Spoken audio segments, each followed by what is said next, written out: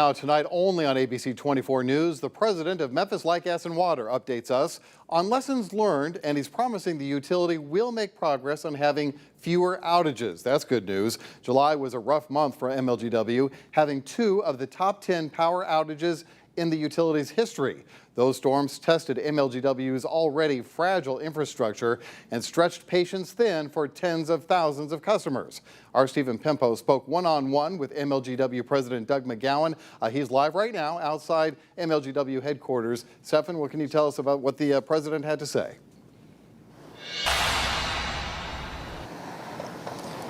Well, Richard, when Memphians saw that early rain today, I'm sure they thought, here we go again.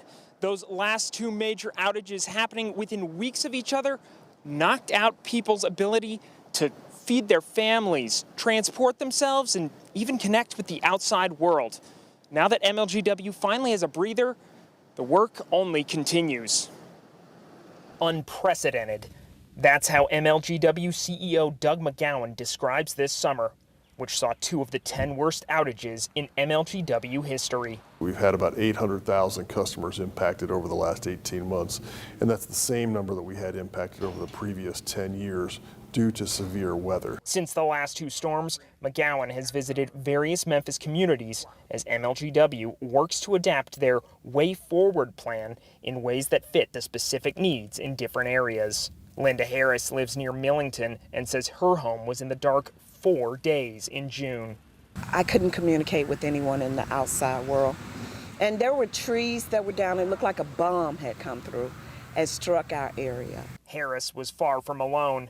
Tracy Childers in Midtown Memphis says this massive tree pulled down several power lines last week. We saw the line over here with a big kind of explosion, I guess, when it hit the ground. And it was a little bit scary having the live power wires down on the ground with the tree on top of them. McGowen has constantly said that catching up on tree trimming is one of the biggest pieces for improving resiliency, along with upgrading infrastructure and improving day-to-day reliability. That's roughly 100 miles a month that they're going to have to get done between the 3 contractors. The MLGW president also says they're working with municipalities to identify hazardous trees on private property, even if they don't threaten power lines. It may be sitting 50 feet back from the street, but it's 100 feet tall.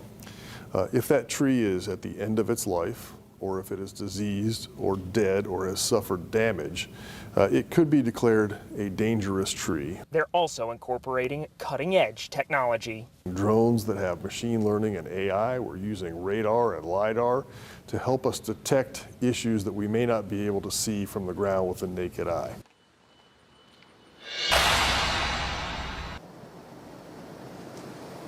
McGowen says they'll plan on starting their aggressive tree trimming policy this month and into September, and hope to trim 1,400 miles of trees by this time next year.